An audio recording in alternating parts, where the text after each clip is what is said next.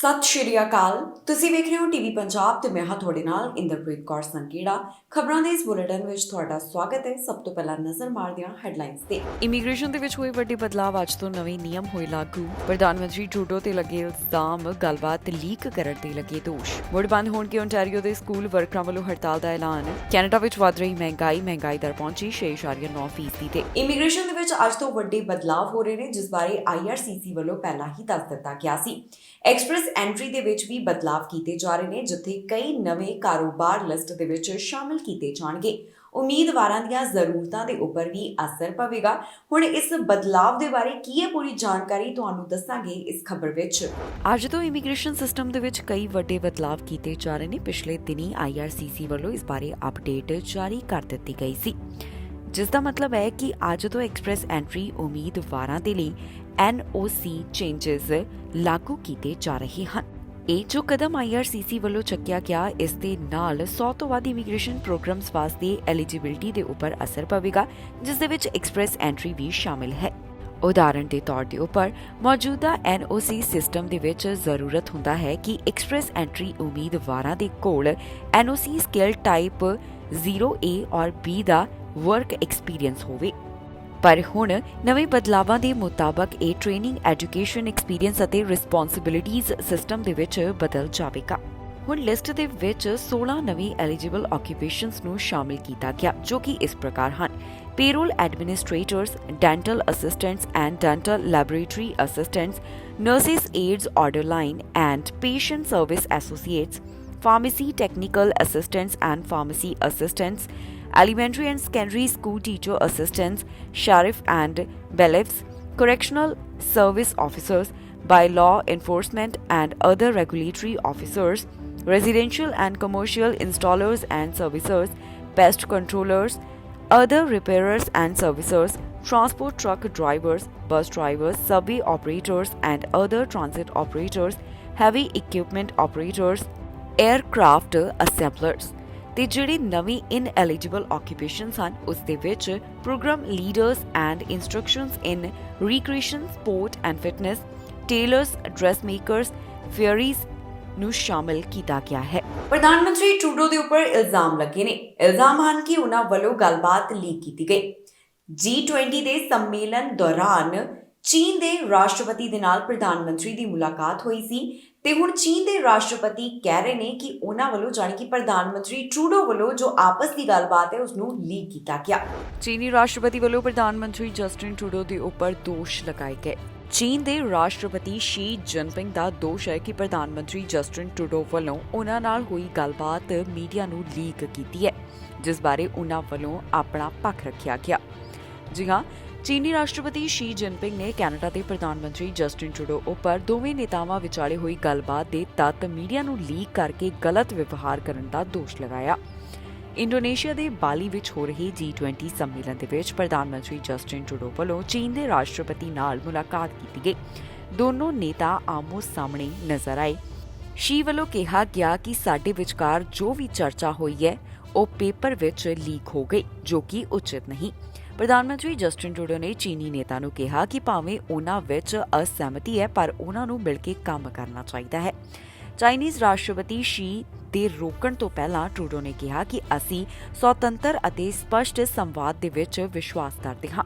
ਅਸੀਂ ਇਕੱਠੇ ਮਿਲ ਕੇ ਕੰਮ ਕਰਨਾ ਜਾਰੀ ਰੱਖਾਂਗੇ, ਪਰ ਅਜਿਹੀਆਂ ਚੀਜ਼ਾਂ ਹੋਣਗੀਆਂ ਜਿਨ੍ਹਾਂ ਤੇ ਅਸੀਂ ਅਸਹਿਮਤ ਹੋਵਾਂਗੇ। ਦੱਸੀਏ ਕਿ PMO ਵੱਲੋਂ ਜਾਰੀ ਜਾਣਕਾਰੀ ਮੁਤਾਬਕ ਦੋਵੇਂ ਨੇਤਾਵਾਂ ਨੇ ਯੂਕਰੇਨ ਉੱਤੇ ਰੂਸ ਦੇ ਹਮਲੇ ਅਤੇ ਦੱਖਣੀ ਕੋਰੀਆ ਦੇ ਖਿਲਾਫ ਉੱਤਰੀ ਕੋਰੀਆ ਦੇ ਲਗਾਤਾਰ ਹਮਲੇ ਉੱਤੇ ਚਰਚਾ ਕੀਤੀ। PMO ਦਾ ਕਹਿਣਾ ਹੈ ਕਿ ਟਰੂਡੋ ਨੇ ਮੌਂਟਰੀਆਲ ਹੋਣ ਵਾਲੇ COP15 ਸੰਮੇਲਨ ਦੀ ਮਹੱਤਤਾ ਅਤੇ ਜਲਵਾਯੂ ਪਰਿਵਰਤਨ ਦੇ ਬਾਰੇ ਵੀ ਗੱਲਬਾਤ ਕੀਤੀ। ਇਸ ਤੋਂ ਇਲਾਵਾ ਹੋਰ ਵੀ ਕਈ ਮੁੱਦਿਆਂ ਦੇ ਉੱਪਰ ਦੋਹਾਂ ਨੇਤਾਵਾਂ ਵੱਲੋਂ ਚਰਚਾ ਕੀਤੀ ਗਈ। ਪ੍ਰਧਾਨ ਮੰਤਰੀ ਜਸਟਿਨ ਟਰੂਡੋ ਵੱਲੋਂ ਕਿਹਾ ਗਿਆ ਕਿ ਕੈਨੇਡੀਅਨਸ ਨਾਲ ਖੁੱਲ੍ਹ ਕੇ ਗੱਲਬਾਤ ਤੋਂ ਝਿਜਕ ਨਹੀਂ।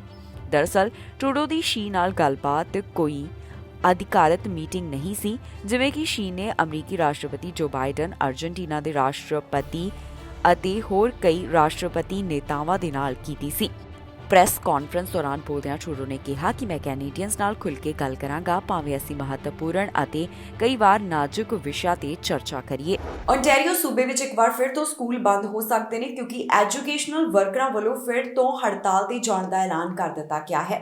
ਪਿਛਲੇ ਦਿਨੀ ਓਨਟਾਰੀਓ ਸਰਕਾਰ ਵੱਲੋਂ ਇਹ ਗੱਲ ਕਹੀ ਗਈ ਕਿ ਉਹਨਾਂ ਵੱਲੋਂ ਜਿਹੜਾ ਕਾਨੂੰਨ ਲਿਆਂਦਾ ਗਿਆ ਉਸ ਨੂੰ ਵਾਪਸ ਲਿਆ ਜਾ ਰਿਹਾ, ਪਰ ਅੱਜ ਖਬਰ ਸਾਹਮਣੇ ਆ ਰਹੀ ਹੈ ਕਿ ਐਜੂਕੇਸ਼ਨਲ ਵਰਕਰਾਂ ਨੇ ਕਹਿ ਦਿੱਤਾ ਹੈ ਕਿ ਉਹ ਮੁੜ ਤੋਂ ਹੜਤਾਲ ਤੇ ਜਾ ਸਕਦੇ ਨੇ। ਇਸ ਪਿੱਛੇ ਕੀ ਹੈ ਕਾਰਨ, ਤੁਹਾਨੂੰ ਦੱਸਾਂਗੇ ਇਸ ਖਬਰ ਵਿੱਚ। ਓਨਟਾਰੀਓ ਸੂਬੇ ਵਿੱਚ ਹੜਤਾਲ ਦਾ ਮੁੱਦਾ ਖਤਮ ਹੋਣ ਦਾ ਨਾਮ ਨਹੀਂ ਲੈ ਰਿਹਾ। ਓਨਟਾਰੀਓ ਦੇ ਵਿੱਚ ਇੱਕ ਵਾਰ ਫਿਰ ਤੋਂ ਐਜੂਕੇਸ਼ਨਲ ਵਰਕਰਾਂ ਵੱਲੋਂ ਹੜਤਾਲ ਤੇ ਜਾਣ ਦੀ ਤਿਆਰੀ ਕੀਤੀ ਜਾ ਰਹੀ ਹੈ।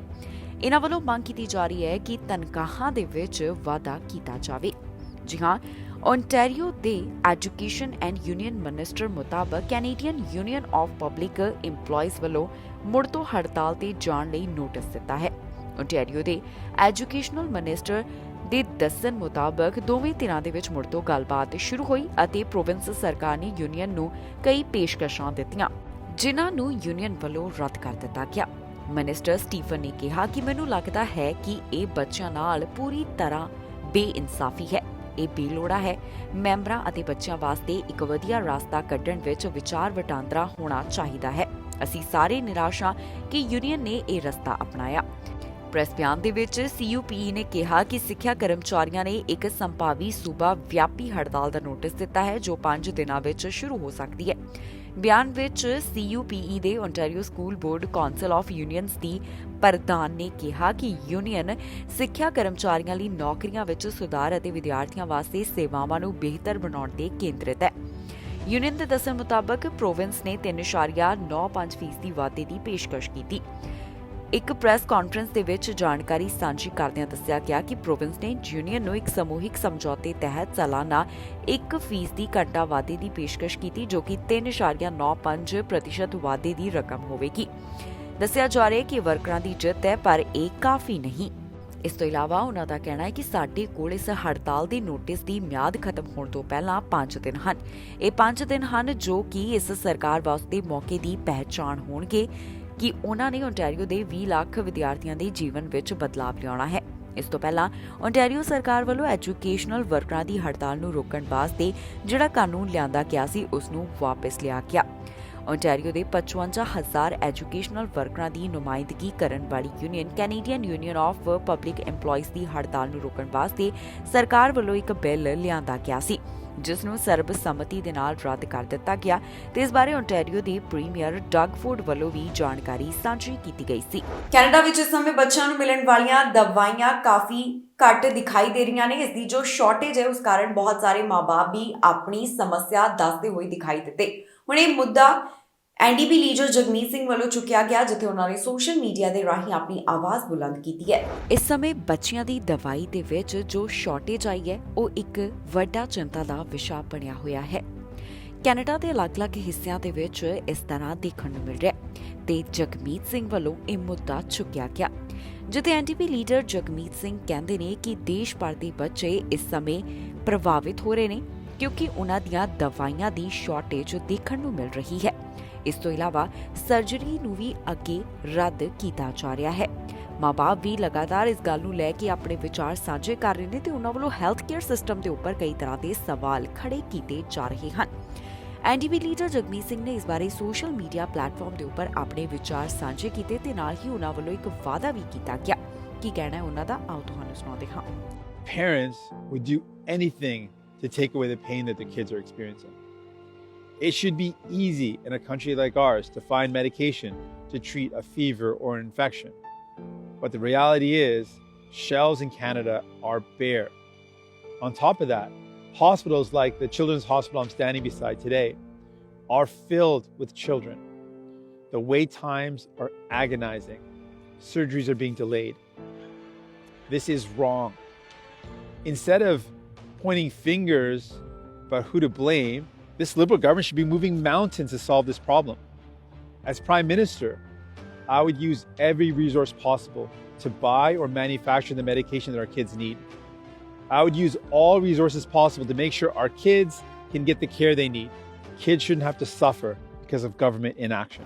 ਬਹੁਤ ਸਾਰੇ ਕੈਨੇਡੀਅਨਸ ਚੈਰਿਟੀ ਦੇ ਉੱਪਰ ਨਿਰਭਰ ਨੇ। ਇੱਕ ਸਰਵੇ ਤੋਂ ਇਸ ਬਾਰੇ ਜਾਣਕਾਰੀ ਸਾਹਮਣੇ ਆਈ ਜਿੱਥੇ ਦੱਸਿਆ ਗਿਆ ਕਿ ਜ਼ਿਆਦਾਤਰ ਕੈਨੇਡੀਅਨਸ ਅੱਜਕੱਲ ਚੈਰਿਟੀ ਦੇ ਉੱਪਰ ਡਿਪੈਂਡੈਂਟ ਦਿਖਾਈ ਦੇ ਰਹੇ ਨੇ।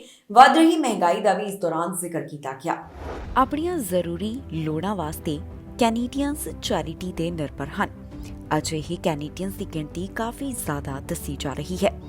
ਇਹਨਾਂ ਸਾਰੀਆਂ ਗੱਲਾਂ ਬਾਰੇ ਸਰਵੇ ਤੋਂ ਜਾਣਕਾਰੀ ਹਾਸਿਲ ਹੋਈ ਹੈ, ਜਿੱਥੇ ਵੱਧ ਰਹੀ ਮਹਿੰਗਾਈ ਦਾ ਲਗਾਤਾਰ ਜ਼ਿਕਰ ਹੋ ਰਿਹਾ ਹੈ। ਜੀ ਹਾਂ, ਇੱਕ ਨਵੇਂ ਸਰਵੇ ਮੁਤਾਬਕ ਜ਼ਰੂਰਤ ਦੀਆਂ ਚੀਜ਼ਾਂ, ਜਿਸ ਦੇ ਵਿੱਚ ਭੋਜਨ, ਕੱਪੜੇ ਅਤੇ ਹੋਰ ਮੁੱਢਲੀਆਂ ਲੋੜਾਂ ਸ਼ਾਮਿਲ ਹਨ, ਉਹਨਾਂ ਨੂੰ ਪੂਰਾ ਕਰਨ ਵਾਸਤੇ ਵੱਡੀ ਗਿਣਤੀ ਵਿੱਚ ਕੈਨੇਡੀਅਨਸ ਚੈਰਿਟੀ ਸੇਵਾਵਾਂ ਤੇ ਨਿਰਭਰ ਕਰਦੇ ਨੇ। IMSIS ਵੱਲੋਂ ਇੱਕ ਸਰਵੇ ਕਰਵਾਇਆ ਗਿਆ, ਜਿਸ ਮੁਤਾਬਕ 22% ਕੈਨੇਡੀਅਨਸ ਦੁਆਰਾ ਚੈਰੀਟੇਬਲ ਸੇਵਾਵਾਂ ਦੀ ਵਰਤੋਂ ਕਰਨ ਦੀ ਗੱਲ ਸਾਹਮਣੇ ਆਈ, ਜੋ ਕਿ ਜਨਵਰੀ ਮਹੀਨੇ ਦੇ ਨਾਲੋਂ 8% ਵੱਧ ਦੱਸੀ ਜਾ ਰਹੀ ਹੈ। ਦੱਸ ਦਈਏ ਕਿ ਇਹ ਸਰਵੇ 28 ਅਕਤੂਬਰ ਤੋਂ 1 ਨਵੰਬਰ ਵਿਚਕਾਰ ਕਰਵਾਇਆ ਗਿਆ। ਕੈਨੇਡਾ ਹੈਲਪਸ, ਜੋ ਕਿ ਆਪਣੇ ਆਨਲਾਈਨ ਪਲੇਟਫਾਰਮ ਰਾਹੀਂ 86,000 ਰਜਿਸਟਰਡ ਕੈਨੇਡੀਅਨਸ ਚੈਰਿਟੀਜ਼ ਨੂੰ ਦਾਨ ਦੀ ਸਹੂਲਤ ਦਿੰਦਾ ਹੈ, ਉਸ ਦਾ ਕਹਿਣਾ ਹੈ ਕਿ ਇਹ ਵਾਧਾ ਲਗਾਤਾਰ ਵੱਧਦੀ ਆਰਥਿਕ ਅਨਿਸ਼ਚਿਤਤਾ ਦਾ ਹੀ ਕਾਰਨ ਹੈ। ਕੈਨੇਡਾ ਹੈਲਪਸ ਦੀ CEO ਵੱਲੋਂ ਵੀ ਆਪਣੇ ਵਿਚਾਰ ਸਾਂਝੇ ਕੀਤੇ ਗਏ, ਜਿੱਥੇ ਉਹ ਕਹਿੰਦੇ ਨੇ ਕਿ ਅਸੀਂ ਜਾਣਦੇ ਹਾਂ ਕਿ ਦੇਸ਼ ਭਰ ਦੇ ਕੈਨੇਡੀਅਨ ਵੱਧ ਰਹੀਆਂ ਵਿਆਜ ਦਰਾਂ ਤੇ ਮਹਿੰਗਾਈ ਨੂੰ ਮਹਿਸੂਸ ਕਰ ਰਹੇ ਨੇ, ਪਰ ਇਹ ਦੇਖ ਕੇ ਹੈਰਾਨੀ ਹੁੰਦੀ ਹੈ ਕਿ 10 ਵਿੱਚੋਂ 2 ਕੈਨੇਡੀਅਨਸ ਨੂੰ ਆਪਣੀਆਂ ਬੁਨਿਆਦੀ ਲੋੜਾਂ ਪੂਰੀਆਂ ਕਰਨ ਵਾਸਤੇ ਚੈਰਿਟੀਜ਼ ਤੋਂ ਸਹਾਇਤਾ ਲੈਣ ਦੀ ਜ਼ਰੂਰਤ ਪਵੇਗੀ। ਇਸ ਸਰਵੇ ਮੁਤਾਬਕ 18 ਤੋਂ 34 ਸਾਲ ਦੀ ਉਮਰ ਦੇ 3 ਵਿੱਚੋਂ 1 ਕੈਨੇਡੀਅਨ ਨੇ ਚੈਰੀਟੇਬਲ ਸੇਵਾਵਾਂ ਦੀ ਲੋੜ ਹੋਣ ਦੀ ਗੱਲ ਕਹੀ ਹੈ। 35 ਤੋਂ 54 ਸਾਲ ਦੀ ਉਮਰ ਦੇ 1/4 ਤੋਂ ਵੱਧ ਲੋਕ ਅਤੇ 4 ਵਿੱਚੋਂ 1 ਮਾਪੇ ਵੀ ਜ਼ਰੂਰੀ ਵਸਤੂਆਂ ਵਾਸਤੇ ਚੈਰੀਟੇਬਲ ਸੇਵਾਵਾਂ ਤੱਕ ਪਹੁੰਚ ਕਰਨ ਦੀ ਯੋਜਨਾ ਬਣਾਉਣ ਦੀ ਗੱਲ ਕਹਿ ਰਹੇ ਹਨ। ਇਸ ਤੋਂ ਇਲਾਵਾ ਕੁਝ ਚੈਰਿਟੀਜ਼ ਖੁਦ ਫੰਡਿੰਗ ਦੀ ਮਹੱਤਵਪੂਰਨ ਕਮੀਆਂ ਦਾ ਸਾਹਮਣਾ ਕਰ ਰਹੀਆਂ ਨੇ। ਸਰਵੇ ਦੇ ਵਿੱਚ ਇਹ ਵੀ ਗੱਲ ਸਾਹਮਣੇ ਆਈ ਹੈ ਕਿ 20% ਕੈਨੇਡੀਅਨ ਇਸ ਸਾਲ ਆਪਣੀ ਚੈਰੀਟੇਬਲ ਦਾਨ ਨੂੰ ਘਟਾਉਣ ਦੀ ਸੋਚ ਰਹੇ ਹਨ ਅਤੇ ਸਿਰਫ 13% ਕੈਨੇਡੀਅਨ ਇਸ ਸਾਲ ਪਿਛਲੇ ਸਾਲ ਨਾਲੋਂ ਵੱਧ ਦਾਨ ਦੇਣ ਦੀ ਯੋਜਨਾ ਬਣਾ ਰਹੇ ਨੇ। 3 ਜਾਣਿਆਂ ਦੇ ਉੱਪਰ ਚਾਕੂ ਨਾਲ ਹਮਲਾ ਕੀਤਾ ਗਿਆ, ਜਿਸ ਦੀ ਪੁਲਿਸ ਜਾਂਚ ਕਰ ਰਹੀ ਹੈ। ਇੱਕ ਦੀ ਮੌਤ ਹੋ ਗਈ ਤੇ 2 ਜਾਣੇ ਜ਼ਖਮੀ ਦੱਸੇ ਜਾ ਰਹੇ। ਇਹਨਾਂ ਵਿੱਚ ਇੱਕ ਬੱਚੀ ਵੀ ਸ਼ਾਮਲ ਹੈ, ਜਿਨ੍ਹਾਂ ਨੂੰ ਜ਼ਖਮੀ ਹਾਲਤ ਦੇ ਵਿੱਚ ਹਸਪਤਾਲ ਭਰਤੀ ਕਰਵਾਇਆ ਗਿਆ। ਕਿਚਨਰ ਦੇ ਵਿੱਚ ਇੱਕ ਹਾਦਸਾ ਵਾਪਰਿਆ, ਜਿੱਥੇ 2 ਜਾਣੇ ਜ਼ਖਮੀ ਹੋਏ ਨੇ ਤੇ ਇੱਕ ਔਰਤ ਦੀ ਜਾਨ ਚਲੀ ਗਈ। ਪੁਲਿਸ ਵੱਲੋਂ ਇਸ ਮਾਮਲੇ ਦੀ ਕਾਰਵਾਈ ਕਰਦਿਆਂ ਇੱਕ ਵਿਅਕਤੀ ਉੱਪਰ ਚਾਰਜਸ ਲਗਾਏ ਗਏ। ਇਸ ਘਟਨਾ ਦੇ ਬਾਰੇ ਵਾਟਰਲੂ ਰੀਜਨਲ ਪੁਲਿਸ ਅਧਿਕਾਰੀਆਂ ਦਾ ਕਹਿਣਾ ਹੈ ਕਿ ਉਹਨਾਂ ਨੇ 30 ਸਾਲ ਦੇ ਇੱਕ ਵਿਅਕਤੀ ਉੱਪਰ ਚਾਰਜਸ ਲਗਾਏ, ਜਿਸ ਵਿੱਚ ਫਰਸਟ ਡਿਗਰੀ ਮਰਡਰ ਚਾਰਜਸ ਵੀ ਸ਼ਾਮਿਲ ਹਨ। ਇਸ ਵੱਲੋਂ ਸ਼ੁਰੇਬਾਜ਼ੀ ਦੇ ਮਾਮਲੇ ਨੂੰ ਅੰਜਾਮ ਦਿੱਤਾ ਗਿਆ, ਜਿਸ ਕਾਰਨ ਇੱਕ ਔਰਤ ਦੀ ਜਾਨ ਚਲੀ ਗਈ ਤੇ 2 ਜਾਣੇ ਜ਼ਖਮੀ ਦੱਸੇ ਜਾ ਰਹੇ ਨੇ। ਪੁਲਿਸ ਅਧਿਕਾਰੀਆਂ ਦਾ ਕਹਿਣਾ ਹੈ ਕਿ ਇਹ ਮਾਮਲਾ 10 ਵਜੇ ਦੇ ਕਰੀਬ ਸਾਹਮਣੇ ਆਇਆ, ਜਿੱਥੇ ਉਹਨਾਂ ਨੂੰ ਘਰ ਦੇ ਵਿੱਚ ਸ਼ੁਰੇਬਾਜ਼ੀ ਦੀ ਘਟਨਾ ਦੇ ਬਾਰੇ ਜਾਣਕਾਰੀ ਮਿਲੀ। ਪੁਲਿਸ ਅਧਿਕਾਰੀ ਜਦੋਂ ਮੌਕੇ ਵਾਲੀ ਥਾਂ ਦੇ ਉੱਪਰ ਪਹੁੰਚੇ ਤਾਂ ਉਹਨਾਂ ਨੇ ਦੇਖਿਆ ਕਿ 3 ਜਾਣੇ ਜ਼ਖਮੀ ਹਾਲਤ ਵਿੱਚ ਸਨ।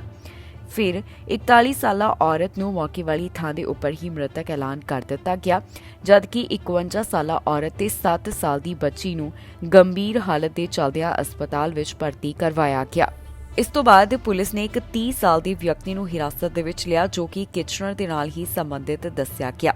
ਫਿਲਹਾਲ ਇਸ ਦੀ ਪਹਿਚਾਣ ਅਜੇ ਜਨਤਕ ਨਹੀਂ ਕੀਤੀ ਗਈ। ਪੁਲਿਸ ਅਧਿਕਾਰੀਆਂ ਵੱਲੋਂ ਅਜੇ ਪੀੜਤਾਂ ਦੇ ਨਾਮ ਵੀ ਜਨਤਕ ਨਹੀਂ ਕੀਤੇ ਗਏ। ਮਾਮਲੇ ਦੀ ਵਧੇਰੇ ਜਾਂਚ ਪੜਤਾਲ ਜਾਰੀ ਹੈ, ਜਿਸ ਤੋਂ ਬਾਅਦ ਅਗਲੀ ਅਪਡੇਟ ਜਾਰੀ ਕੀਤੀ ਜਾਵੇਗੀ। ਕੈਨੇਡਾ ਵਿੱਚ ਮਹਿੰਗਾਈ ਲਗਾਤਾਰ ਵਧ ਰਹੀ ਹੈ। ਮਹਿੰਗਾਈ ਦਰ ਦੇ ਬਾਰੇ ਤਾਜ਼ਾ ਅੰਕੜੇ ਸਾਂਝੇ ਕੀਤੇ ਗਏ, ਜਿੱਥੇ ਦੇਖਣ ਦੇ ਵਿੱਚ ਆਇਆ ਹੈ ਕਿ ਅਕਤੂਬਰ ਮਹੀਨੇ ਮਹਿੰਗਾਈ ਦਰ ਦੇ ਵਿੱਚ ਕੋਈ ਬਦਲਾਵ ਨਹੀਂ ਆਇਆ। ਜਿਸ ਤਰ੍ਹਾਂ 1 ਮਹੀਨਾ ਪਹਿਲਾਂ ਸਥਿਤੀ ਬਣੀ ਹੋਈ ਸੀ, ਉਸੇ ਤਰ੍ਹਾਂ ਦੀ ਹੀ ਜਾਣਕਾਰੀ ਇੱਕ ਵਾਰ ਫਿਰ ਤੋਂ ਸਾਂਝੀ ਕੀਤੀ ਗਈ ਹੈ। ਕੈਨੇਡਾ ਵਿੱਚ ਇਸ ਸਮੇਂ ਮਹਿੰਗਾਈ ਦੀ ਕੀ ਸਥਿਤੀ ਬਣੀ ਹੋਈ ਹੈ, ਇਸ ਬਾਰੇ ਤਾਜ਼ਾ ਅੰਕੜੇ ਸਾਹਮਣੇ ਆਏ ਨੇ, ਜਦੋਂ ਪਤਾ ਚੱਲਿਆ ਕਿ ਅਕਤੂਬਰ ਮਹੀਨੇ ਦੇ ਵਿੱਚ ਵੀ ਮਹਿੰਗਾਈ ਦਰ ਦੇ ਵਿੱਚ ਬਦਲਾਵ ਨਹੀਂ ਹੋਇਆ। ਅਕਤੂਬਰ ਮਹੀਨੇ ਮਹਿੰਗਾਈ ਦਰ 6.9% ਦਰਜ ਕੀਤੀ ਗਈ ਹੈ। ਇਸ ਤੋਂ ਪਹਿਲਾਂ ਜੋ ਅੰਕੜੇ ਸਾਂਝੇ ਕੀਤੇ ਗਏ, ਉਸ ਦੇ ਵਿੱਚ ਵੀ ਲਗਭਗ ਸਥਿਤੀ ਇਸ ਤਰ੍ਹਾਂ ਦੀ ਹੀ ਬਣੀ ਹੋਈ ਸੀ। ਸਤੰਬਰ ਮਹੀਨੇ ਦੇ ਜੋ ਹਾਲਾਤਾਂ ਦੇ ਬਾਰੇ ਸਟੈਟਿਸਟਿਕਸ ਕੈਨੇਡਾ ਵੱਲੋਂ ਜਾਣਕਾਰੀ ਸਾਂਝੀ ਕੀਤੀ ਗਈ, ਉਸ ਤੋਂ ਬਾਅਦ ਅਕਤੂਬਰ ਮਹੀਨੇ ਵਿੱਚ ਇਹ ਦੇਖਣ ਨੂੰ ਮਿਲਿਆ ਕਿ ਗੈਸ ਦੀਆਂ ਕੀਮਤਾਂ ਵੱਧ ਹੋਈਆਂ ਨੇ।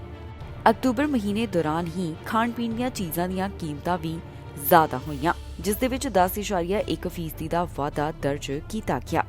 ਕੈਨੇਡਾ ਵਿੱਚ ਮਹਿੰਗਾਈ ਦੀ ਜੋ ਸਥਿਤੀ ਬਣੀ ਹੋਈ ਹੈ, ਇਸ ਨੂੰ ਲੈ ਕੇ ਲਗਾਤਾਰ ਲੋਕ ਆਪਣਾ ਪੱਖ ਰੱਖਦੇ ਹੋਏ ਦਿਖਾਈ ਦੇ ਰਹੇ ਨੇ। ਬਹੁਤ ਸਾਰੇ ਕੈਨੇਡੀਅਨਸ ਚੈਰਿਟੀ ਦੇ ਉੱਪਰ ਵੀ ਨਿਰਭਰ ਕਰ ਰਹੇ ਨੇ, ਜਿਸ ਬਾਰੇ ਇੱਕ ਸਰਵੇ ਤੋਂ ਖੁਲਾਸਾ ਹੋਇਆ। ਸਰਵੇ ਦੇ ਵਿੱਚ ਕਾਫੀ ਗੱਲਾਂ ਨਿਕਲ ਕੇ ਸਾਹਮਣੇ ਆਈਆਂ ਨੇ ਤੇ ਹੁਣ ਜੋ ਸਟੈਟਿਸਟਿਕਸ ਕੈਨੇਡਾ ਵੱਲੋਂ ਤਾਜ਼ਾ ਅੰਕੜੇ ਇਨਫਲੇਸ਼ਨ ਰੇਟ ਦੇ ਬਾਰੇ ਸਾਂਝੇ ਕੀਤੇ ਗਏ, ਉਹਨਾਂ ਤੋਂ ਪਤਾ ਚੱਲਦਾ ਹੈ ਕਿ ਅਕਤੂਬਰ ਮਹੀਨੇ ਦੌਰਾਨ ਇਨਫਲੇਸ਼ਨ ਰੇਟ ਦੇ ਵਿੱਚ ਕੋਈ ਵੀ ਬਦਲਾਵ ਦਰਜ ਨਹੀਂ ਕੀਤਾ ਗਿਆ। ਟਰੂਡੋ 에ਅਰਪੋਰਟ ਦੇ ਉੱਪਰ ਜਹਾਜ਼ਾਂ ਦੀ ਟੱਕਰ ਹੋਈ ਹੈ। ਰਾਹਤ ਦੀ ਖਬਰ ਹੈ ਕਿ ਇਸ ਦੌਰਾਨ ਕੋਈ ਵੀ ਨੁਕਸਾਨ ਨਹੀਂ ਹੋਇਆ ਤੇ ਕੋਈ ਜ਼ਖਮੀ ਵੀ ਨਹੀਂ ਹੋਇਆ। ਹੁਣ ਇਹ ਪਤਾ ਲਗਾਉਣ ਦੀ ਕੋਸ਼ਿਸ਼ ਕੀਤੀ ਜਾ ਰਹੀ ਹੈ ਕਿ ਹਾਦਸਾ ਕਿਹੜੇ ਕਾਰਨ ਵਾਪਰਿਆ। ਟਰੂਡੋ 에ਅਰਪੋਰਟ ਦੇ ਉੱਪਰ ਹਾਦਸਾ ਵਾਪਰਿਆ ਜਿੱਥੇ ਦੋ ਜਹਾਜ਼ ਆਪਸ ਦੇ ਵਿੱਚ ਟਕਰਾਏ ਨੇ। ਰਾਹਤ ਦੀ ਖਬਰ ਹੈ ਕਿ ਇਸ ਦੌਰਾਨ ਕੋਈ ਵੀ ਜ਼ਖਮੀ ਨਹੀਂ ਹੋਇਆ। ਇਹ ਘਟਨਾ ਮੌਂਟਰੀਅਲ ਟਰੂਡੋ 에ਅਰਪੋਰਟ ਦੇ ਨਾਲ ਜੁੜੀ ਹੋਈ ਹੈ, ਜਿਸ ਬਾਰੇ ਆਫੀਸਰਸ ਵੱਲੋਂ ਅਪਡੇਟ ਜਾਰੀ ਕੀਤੀ ਗਈ। ਮੌਂਟਰੀਅਲ ਦੇ ਅੰਤਰਰਾਸ਼ਟਰੀ 에ਅਰਪੋਰਟ ਦੇ ਦੱਸਣ ਮੁਤਾਬਕ ਦੋ ਜਹਾਜ਼ ਹਾਦਸੇ ਦਾ ਸ਼ਿਕਾਰ ਹੋਏ ਨੇ, ਪਰ ਇਸ ਦੌਰਾਨ ਕੋਈ ਵੀ ਜ਼ਖਮੀ ਨਹੀਂ ਹੋਇਆ। ਇਨ੍ਹਾਂ ਉਡਾਨਾਂ ਵਿੱਚੋਂ ਇੱਕ ਉਡਾਨ ਅਮਰੀਕਨ 에ਅਰਲਾਈਨ ਦੱਸੀ ਜਾ ਰਹੀ ਹੈ। ਇਸ ਬਾਰੇ ਵਧੇਰੇ ਜਾਣਕਾਰੀ ਸਾਂਝੀ ਕਰਦਿਆਂ ਅਮਰੀਕਨ 에ਅਰਲਾਈਨ ਵੱਲੋਂ ਦੱਸਿਆ ਗਿਆ ਕਿ ਉਹਨਾਂ ਦਾ ਵਾਹਨ ਡਿਪਾਰਚਰ ਵਾਸਤੇ ਪਾਰਕ ਕੀਤਾ ਗਿਆ ਸੀ ਜਿਸ ਵੇਲੇ ਉਹ ਹਾਦਸੇ ਦਾ ਸ਼ਿਕਾਰ ਹੋਇਆ। ਕੰਪਨੀ ਵੱਲੋਂ ਸਾਰੇ ਯਾਤਰੀਆਂ ਨੂੰ ਇੱਕ ਈਮੇਲ ਦੇ ਰਾਹੀਂ ਜਾਣਕਾਰੀ ਸਾਂਝੀ ਕਰਦਿਆਂ ਦੱਸਿਆ ਗਿਆ ਕਿ ਉਡਾਨਾਂ ਪ੍ਰਭਾਵਿਤ ਹੋ ਰਹੀਆਂ ਹਨ। ਫਿਲਹਾਲ transportation safety board of Canada ਦਾ ਕਹਿਣਾ ਹੈ ਕਿ ਉਹਨਾਂ ਵੱਲੋਂ ਇਸ ਸੰਬੰਧੀ ਜਾਂਚ ਪੜਤਾਲ ਕੀਤੀ ਜਾ ਰਹੀ ਹੈ, ਜਿਸ ਤੋਂ ਬਾਅਦ ਬਾਕੀ ਦੀ ਜਾਣਕਾਰੀ ਦਿੱਤੀ ਜਾਵੇਗੀ। ਅਜੇ ਬਹੁਤੀ ਅਪਡੇਟ ਨਹੀਂ ਦਿੱਤੀ ਗਈ ਕਿਉਂਕਿ ਸਾਰੀਆਂ ਚੀਜ਼ਾਂ ਉਹਨਾਂ ਵੱਲੋਂ ਪਤਾ ਲਗਾਉਣ ਦੀ ਕੋਸ਼ਿਸ਼ ਕੀਤੀ ਜਾ ਰਹੀ ਹੈ। ਫਿਲਹਾਲ ਹੁਣ ਤੱਕ ਦੀ ਅਪਡੇਟ ਦੇ ਵਿੱਚ ਇਹਨਾਂ तमाम ਗੱਲਾਂ ਦਾ ਹੀ ਜ਼ਿਕਰ ਕੀਤਾ ਗਿਆ ਹੈ। ਬਾਕੀ ਦੀ ਜਾਣਕਾਰੀ ਬਾਅਦ ਵਿੱਚ ਜਨਤਕ ਕੀਤੀ ਜਾਵੇਗੀ। ਸਾਬਕਾ ਰਾਸ਼ਟਰਪਤੀ ਨੇ ਆਪਣੀ ਇੱਛਾ ਦਾ ਪ੍ਰਗਟਾਵਾ ਕੀਤਾ ਤਾਂ ਮੌਜੂਦਾ ਰਾਸ਼ਟਰਪਤੀ ਨੇ ਇਸ ਦਾ ਜਵਾਬ ਦਿੱਤਾ। ਦਰਅਸਲ ਡੋਨਾਲਡ ਟਰੰਪ ਨੇ ਕਹਿ ਦਿੱਤਾ ਹੈ ਕਿ ਇੱਕ ਵਾਰ ਫਿਰ ਤੋਂ ਰਾਸ਼ਟਰਪਤੀ ਦੀਆਂ ਚੋਣਾਂ ਲੜਨਗੇ, ਜਿਸ ਦਾ ਜਵਾਬ ਮੌਜੂਦਾ ਰਾਸ਼ਟਰਪਤੀ ਜੋ ਬਾਈਡਨ ਵੱਲੋਂ ਦਿੱਤਾ ਗਿਆ ਤੇ ਉਹਨਾਂ ਦਾ ਕਹਿਣਾ ਹੈ ਕਿ ਟਰੰਪ ਨੇ ਅਮਰੀਕਾ ਨੂੰ ਨਿਰਾਸ਼ ਕਰ ਦਿੱਤਾ। ਅਮਰੀਕਾ ਦੇ ਸਾਬਕਾ ਰਾਸ਼ਟਰਪਤੀ ਡੋਨਾਲਡ ਟਰੰਪ ਨੇ ਚੋਣ ਲੜਨ ਦਾ ਐਲਾਨ ਕੀਤਾ ਤੇ ਬਾਈਡਨ ਨੇ ਇਸ ਦੇ ਉੱਪਰ ਆਪਣੀ ਤਿੱਖੀ ਪ੍ਰਤੀਕਿਰਿਆ ਦੇ ਦਿੱਤੀ। ਜੀ ਹਾਂ, ਚੋਣਾਂ ਨੂੰ ਲੈ ਕੇ ਹੁਣ ਕਈ ਲੀਡਰਸ ਐਲਾਨ ਕਰਦੇ ਹੋਏ ਦਿਖਾਈ ਦੇ ਰਹੇ ਨੇ।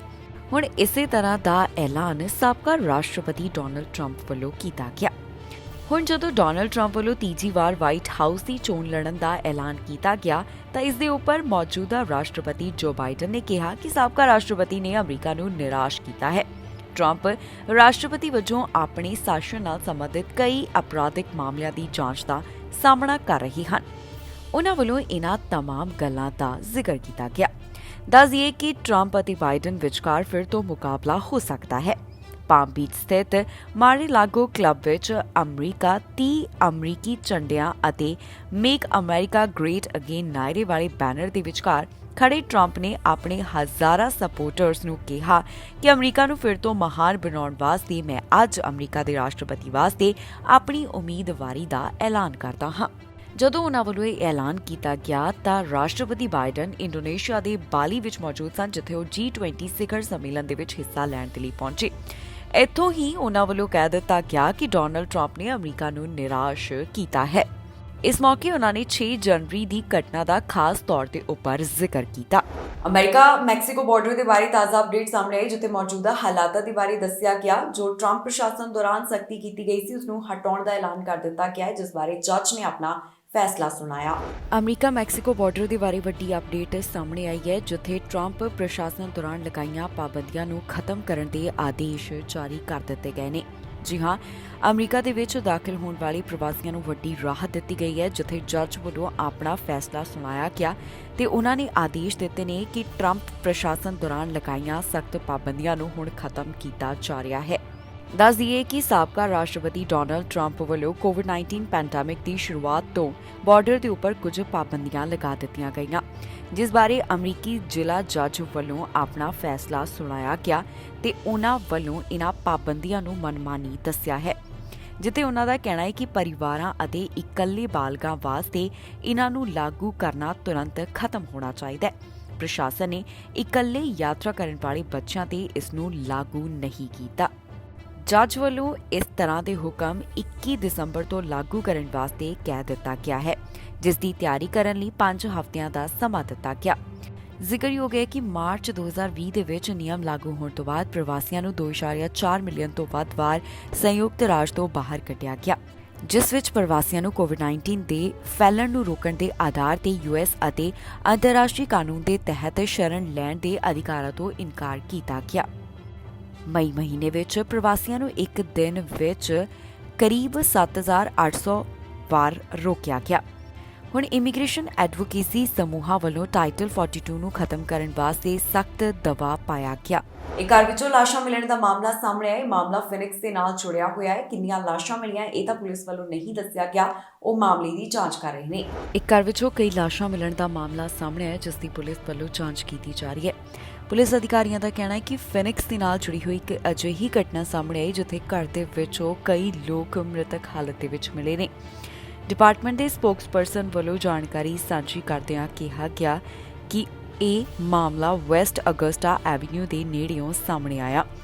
ਫਾਇਰ ਫਾਈਟਰਸ ਨੂੰ ਘਰ ਦੇ ਵਿੱਚ ਬੁਲਾਇਆ ਗਿਆ ਸੀ ਤਾਂ ਕਿ ਦੇਖਿਆ ਜਾਵੇ ਕਿ ਇੱਥੇ ਸਭ ਕੁਝ ਠੀਕ ਤਾਂ ਹੈ। ਅਜੇ ਅਧਿਕਾਰੀਆਂ ਵੱਲੋਂ ਇਸ ਮਾਮਲੇ ਨਾਲ ਜੁੜੀ ਹੋਈ ਬਹੁਤੀ ਜਾਣਕਾਰੀ ਸਾਂਝੀ ਨਹੀਂ ਕੀਤੀ ਗਈ। ਇਸ ਤੋਂ ਇਲਾਵਾ ਇਹ ਵੀ ਦੱਸਿਆ ਜਾ ਰਿਹਾ ਕਿ ਘਰ ਦੇ ਵਿੱਚੋਂ ਗੈਸ ਵੀ ਮਹਿਕ ਰਹੀ ਸੀ, ਜਿਸ ਨੂੰ ਬਾਅਦ ਦੇ ਵਿੱਚ ਬੰਦ ਕਰ ਦਿੱਤਾ ਗਿਆ। ਫਿਲਹਾਲ ਪੁਲਿਸ ਇਸ ਸਾਰੇ ਮਾਮਲੇ ਦੀ ਜਾਂਚ ਪੜਤਾਲ ਕਰ ਰਹੀ ਹੈ। ਅਜੇ ਉਹਨਾਂ ਵੱਲੋਂ ਇਸ ਬਾਰੇ ਕੋਈ ਬਹੁਤੀ ਜਾਣਕਾਰੀ ਜਨਤਕ ਨਹੀਂ ਕੀਤੀ ਗਈ। ਘਰ ਦੇ ਵਿੱਚੋਂ ਕਿੰਨੇ ਲੋਕ ਮ੍ਰਿਤਕ ਹਾਲਤ ਦੇ ਵਿੱਚ ਮਿਲੇ ਨੇ ਇਸ ਦੀ ਵੀ ਜਾਣਕਾਰੀ ਜਾਂ ਫਿਰ ਅੰਕੜਾ ਸਾਂਝਾ ਨਹੀਂ ਕੀਤਾ ਗਿਆ। ਪੀੜਤਾਂ ਦੇ ਬਾਰੇ ਅਜੇ ਕੁਝ ਨਹੀਂ ਦੱਸਿਆ ਗਿਆ ਤੇ ਇਹ ਘਟਨਾ ਇੱਥੇ ਕਿਵੇਂ ਵਾਪਰੀ ਹੈ ਇਸ ਦੇ ਕਾਰਨ ਵੀ ਪਤਾ ਲਗਾਉਣ ਦੀ ਲਗਾਤਾਰ ਕੋਸ਼ਿਸ਼ ਕੀਤੀ ਜਾ ਰਹੀ ਹੈ। ਪੁਲਿਸ ਅਧਿਕਾਰੀਆਂ ਦਾ ਕਹਿਣਾ ਹੈ ਕਿ ਮਾਮਲੇ ਦੀ ਜਾਂਚ ਪੜਤਾਲ ਜਾਰੀ ਹੈ, ਜਿਸ ਤੋਂ ਬਾਅਦ ਅਗਲੀ ਅਪਡੇਟ ਜਾਰੀ ਕੀਤੀ ਜਾਵੇਗੀ। ਇੱਕ ਬਿਲਡਿੰਗ ਦੇ ਵਿੱਚ ਧਮਾਕਾ ਹੋਇਆ ਜਿੱਥੇ ਕਈ ਜਾਣੇ ਜ਼ਖਮੀ ਹੋਏ ਨੇ। ਕੁਝ ਦੀ ਹਾਲਤ ਗੰਭੀਰ ਦੱਸੀ ਜਾ ਰਹੀ ਹੈ। ਪੁਲਿਸ ਅਧਿਕਾਰੀਆਂ ਵੱਲੋਂ ਇਸ ਬਾਰੇ ਅਪਡੇਟ ਜਾਰੀ ਕੀਤੀ ਗਈ, ਜਿੱਥੇ ਉਹਨਾਂ ਦਾ ਕਹਿਣਾ ਹੈ ਕਿ ਕਾਰਨ ਪਤਾ ਲਗਾਉਣ ਦੀ ਕੋਸ਼ਿਸ਼ ਕੀਤੀ ਜਾ ਰਹੀ ਹੈ। ਘਰ ਦੇ ਵਿੱਚ ਧਮਾਕਾ ਹੋਇਆ ਜਿਸ ਤੋਂ ਬਾਅਦ 10 ਜਾਣੇ ਜ਼ਖਮੀ ਹੋਏ ਨੇ। ਇਹ ਮਾਮਲਾ ਮੈਰੀਲੈਂਡ ਅਪਾਰਟਮੈਂਟ ਦੇ ਨਾਲ ਜੁੜਿਆ ਹੋਇਆ ਦੱਸਿਆ ਗਿਆ, ਜਿਸ ਬਾਰੇ ਅਧਿਕਾਰੀਆਂ ਨੇ ਅਪਡੇਟ ਸਾਂਝੀ ਕੀਤੀ ਹੈ। ਅਧਿਕਾਰੀਆਂ ਦੇ ਦੱਸਣ ਮੁਤਾਬਕ ਫਾਇਰ ਕ੍ਰਿਊਜ਼ ਨੂੰ ਮੌਕੇ ਵਾਲੀ ਥਾਂ ਦੇ ਉੱਪਰ 8:40 ਦੇ ਕਰੀਬ ਸਵੇਰ ਵੇਲੇ ਬੁਲਾਇਆ ਗਿਆ, ਜਿੱਥੇ ਦੱਸਿਆ ਗਿਆ ਕਿ ਇਮਾਰਤ ਦੇ ਵਿੱਚ ਧਮਾਕਾ ਹੋਇਆ ਹੈ ਤੇ ਉਸ ਦਾ ਅੱਧਾ ਹਿੱਸਾ ਇਸ ਧਮਾਕੇ ਕਾਰਨ ਪ੍ਰਭਾਵਿਤ ਹੋਇਆ। ਜਦੋਂ ਪੁਲਿਸ ਅਧਿਕਾਰੀ ਮੌਕੇ ਵਾਲੀ ਥਾਂ ਦੇ ਉੱਪਰ ਪਹੁੰਚੇ ਤਾਂ ਉਹਨਾਂ ਨੇ ਦੇਖਿਆ ਕਿ ਕੁਝ ਲੋਕ ਬਾਲਕਨੀਜ਼ ਦੇ ਨੇੜੇ ਮੌਜੂਦ ਸਨ। ਪੁਲਿਸ ਅਧਿਕਾਰੀਆਂ ਵੱਲੋਂ ਕਾਰਵਾਈ ਕਰਦਿਆਂ 10 ਜਾਣਿਆਂ ਨੂੰ ਹਸਪਤਾਲ ਦੇ ਵਿੱਚ ਭਰਤੀ ਕਰਵਾਇਆ ਗਿਆ, ਜਿਨ੍ਹਾਂ ਨੂੰ ਸੱਟਾਂ ਆਈਆਂ ਸਨ। ਇਸ ਤੋਂ ਇਲਾਵਾ ਕਿਸੇ ਦੇ ਵੀ ਗੁੰਮ ਹੋਣ ਦੀ ਜਾਂ ਫਿਰ ਜ਼ਿਆਦਾ ਨੁਕਸਾਨ ਹੋਣ ਦੀ ਜਾਣਕਾਰੀ ਸਾਹਮਣੇ ਨਹੀਂ ਆਈ। ਫਾਇਰ ਫਾਈਟਰਸ ਵੱਲੋਂ ਇਮਾਰਤ ਨੂੰ ਚੰਗੀ ਤਰ੍ਹਾਂ ਦੇਖਿਆ ਗਿਆ ਕਿ ਉਸ ਦੇ ਵਿੱਚ ਅੰਦਰ ਕੋਈ ਵਿਅਕਤੀ ਮੌਜੂਦ ਤਾਂ ਨਹੀਂ। ਫਿਲਹਾਲ ਇਸ ਦੇ ਬਾਰੇ ਕੋਈ ਬਹੁਤੀ ਜਾਣਕਾਰੀ ਅਜੇ ਜਨਤਕ ਨਹੀਂ ਕੀਤੀ ਗਈ। ਇੱਥੇ ਅਪਾਰਟਮੈਂਟ ਦੇ ਵਿੱਚ ਧਮਾਕਾ ਕਿਵੇਂ ਹੋਇਆ ਇਸ ਦੇ ਕਾਰਨ ਵੀ ਅਜੇ ਸਾਂਝੇ ਨਹੀਂ ਕੀਤੇ ਗਏ। ਕਾਰਨ ਪਤਾ ਲਗਾਉਣ ਦੀ ਕੋਸ਼ਿਸ਼ ਜਾਰੀ ਹੈ। ਅਧਿਕਾਰੀਆਂ ਵੱਲੋਂ ਅਜੇ ਪੀੜਤਾਂ ਦੀ ਪਹਿਚਾਣ ਵੀ ਜਨਤਕ ਨਹੀਂ ਕੀਤੀ ਗਈ। ਸਿਰਫ ਇਹੀ ਦੱਸਿਆ ਗਿਆ ਕਿ 10 ਜਾਣਿਆਂ ਨੂੰ ਜ਼ਖਮੀ ਹਾਲਤ ਦੇ ਵਿੱਚ ਹਸਪਤਾਲ ਭਰਤੀ ਕਰਵਾਇਆ ਗਿਆ। ਵਾਹਨ ਵੱਲੋਂ 22 ਸ਼ੈਰਿਫ ਰਿਕਰੂਟਸ ਨੂੰ ਟੱਕਰ ਮਾਰੀ ਗਈ, ਜਿਸ ਤੋਂ ਬਾਅਦ 5 ਜਾਣਿਆਂ ਦੀ ਹਾਲਤ ਗੰਭੀਰ ਬਣੀ ਹੋਈ ਹੈ। ਜਿਹੜੇ ਜ਼ਖਮੀ ਹੋਏ ਉਹਨਾਂ ਦੇ ਵਿੱਚ ਡਰਾਈਵਰ ਵੀ ਸ਼ਾਮਿਲ ਹੈ। ਜ਼ਖਮੀਆਂ ਨੂੰ ਹਸਪਤਾਲ ਦੇ ਵਿੱਚ ਭਰਤੀ ਕਰਵਾਇਆ ਗਿਆ। ਪੁਲਿਸ ਵੱਲੋਂ ਇਸ ਬਾਰੇ ਅਪਡੇਟ ਜਾਰੀ ਕੀਤੀ ਗਈ। ਇੱਕ ਗੱਡੀ ਦੇ ਨਾਲ 22 ਕਾਉਂਟੀ ਸ਼ੈਰਿਫ ਰਿਕਰੂਟਸ ਨੂੰ ਜੋ ਹਿੱਟ ਕਰਨ ਦਾ ਮਾਮਲਾ ਸਾਹਮਣੇ ਆਇਆ, ਇਸ ਬਾਰੇ ਵਿਭਾਗ ਵੱਲੋਂ ਅਪਡੇਟ ਜਾਰੀ ਕੀਤੀ ਗਈ ਹੈ। ਅਧਿਕਾਰੀਆਂ ਵੱਲੋਂ ਦੱਸਿਆ ਗਿਆ ਕਿ ਇੱਕ ਵਾਹਨ ਵੱਲੋਂ 22 ਲਾਸ ਏਂਜਲਸ ਕਾਉਂਟੀ ਸ਼ੈਰਿਫਸ ਰਿਕਰੂਟ ਨੂੰ ਟੱਕਰ ਮਾਰੀ ਗਈ ਹੈ, ਜਿਸ ਤੋਂ ਬਾਅਦ 5 ਜਾਣੇ ਗੰਭੀਰ ਰੂਪ ਦੇ ਵਿੱਚ ਜ਼ਖਮੀ ਦੱਸੇ ਜਾ ਰਹੇ ਨੇ। ਕੁੱਲ 23 ਜਾਣੇ ਜ਼ਖਮੀ ਹੋਏ, ਜਿਨ੍ਹਾਂ ਵਿੱਚ ਡਰਾਈਵਰ ਵੀ ਸ਼ਾਮਿਲ ਹੈ। ਇਸ ਦੀ ਜਾਣਕਾਰੀ ਫਾਇਰ ਡਿਪਾਰਟਮੈਂਟ ਸਪੋਕਸਪਰਸਨ ਵੱਲੋਂ ਸਾਂਝੀ ਕੀਤੀ ਗਈ ਹੈ। ਵਧੇਰੇ ਜਾਣਕਾਰੀ ਸਾਂਝੀ ਕਰਦਿਆਂ ਉਹਨਾਂ ਵੱਲੋਂ ਦੱਸਿਆ ਗਿਆ ਕਿ ਜਿਹੜੇ 5 ਜਾਣੇ ਗੰਭੀਰ ਰੂਪ ਵਿੱਚ ਜ਼ਖਮੀ ਹੋਏ ਨੇ, ਉਹਨਾਂ ਵਿੱਚੋਂ ਕੁਝ ਨੂੰ ਕਾਫੀ ਸੱਟਾਂ ਆਈਆਂ ਨੇ ਤੇ 14 ਨੂੰ ਹਲਕੀਆਂ ਸੱਟਾਂ ਆਉਣ ਦੀ ਜਾਣਕਾਰੀ ਦਿੱਤੀ ਗਈ। ਡਰਾਈਵਰ ਦੇ ਬਾਰੇ ਦੱਸਿਆ ਗਿਆ ਕਿ ਉਸ ਨੂੰ ਹਲਕੀਆਂ ਸੱਟਾਂ ਆਈਆਂ ਹਨ। ਇਹ ਹਾਦਸਾ 6:30 ਦੇ ਕਰੀਬ ਵਾਪਰਿਆ, ਜਿਸ ਦੀ ਜਾਣਕਾਰੀ California highway petrol assistant chief ਵੱਲੋਂ ਦਿੱਤੀ ਗਈ ਹੈ, ਜਿੱਥੇ ਉਹਨਾਂ ਵੱਲੋਂ ਦੱਸਿਆ ਗਿਆ ਕਿ ਮੌਕੇ ਵਾਲੀ ਥਾਂ ਦੇ ਉੱਪਰ ਕਿੰਨੇ ਰਿਕਰੂਟਸ ਮੌਜੂਦ ਸਨ। And they were running in formation heading northbound on Mills Road north of Telegraph when a vehicle that was traveling southbound on Mills veered into the northbound lanes and struck the formation. And as a result of that, 25 recruits were injured. And 16 were minor injuries, 4 of them were moderate, they're in stable condition, and 5 of them were in critical condition. And the 5 critical patients were distributed throughout the different hospitals. Here at UCI, I received some of the patients. At St. Francis has one patient who's probably is currently on a ventilator in critical condition. USC also received patients as well in Whittier Presbyterian Hospital. The outside agencies, the class was 75 recruits.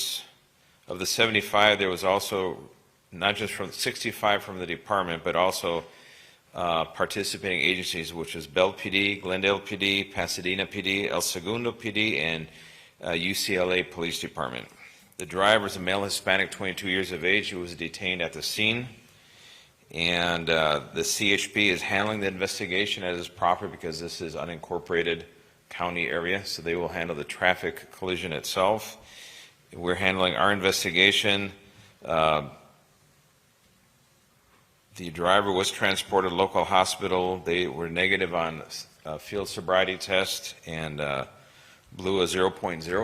ਇਸ ਦੇ ਨਾਲ ਹੀ ਜਾਂਦੇ ਇੱਕ ਵਾਰ ਫਿਰ ਤੋਂ ਨਜ਼ਰ ਮਾਰਦੇ ਹਾਂ ਹੈਡਲਾਈਨਸ ਤੇ। ਇਮੀਗ੍ਰੇਸ਼ਨ ਦੇ ਵਿੱਚ ਹੋਏ ਵੱਡੇ ਬਦਲਾਅ, ਅੱਜ ਤੋਂ ਨਵੇਂ ਨਿਯਮ ਹੋਏ ਲਾਗੂ। ਪ੍ਰਧਾਨ ਮੰਤਰੀ ਟਰੂਡੋ ਤੇ ਲੱਗੇ ਇਲਜ਼ਾਮ, ਗੱਲਬਾਤ ਲੀਕ ਕਰਨ ਤੇ ਲੱਗੇ ਦੋਸ਼। ਮੁੜ ਬੰਦ ਹੋਣ ਕੇ ਓਨਟਾਰੀਓ ਦੇ ਸਕੂਲ ਵਰਕਰਾਂ ਵੱਲੋਂ ਹੜਤਾਲ ਦਾ ਐਲਾਨ। ਕੈਨੇਡਾ ਵਿੱਚ ਵੱਧ ਰਹੀ ਮਹਿੰਗਾਈ ਦਰ ਪਹੁੰਚੀ 6.9% ਤੇ। ਖਬਰਾਂ ਦੇ ਇਸ ਬੁਲੇਟਿਨ ਵਿੱਚ ਨਹੀਂ, ਫਿਲਹਾਲ ਮੈਨੂੰ ਇੰਦਰਪ੍ਰੀਤ ਕੌਰ ਸੰਗੇੜਾ ਨੂੰ ਦਿਓ ਇਜਾਜ਼ਤ ਤੇ ਤੁਸੀਂ ਵੇਖਦੇ ਰਹੋ ਟੀਵੀ ਪੰਜਾਬ।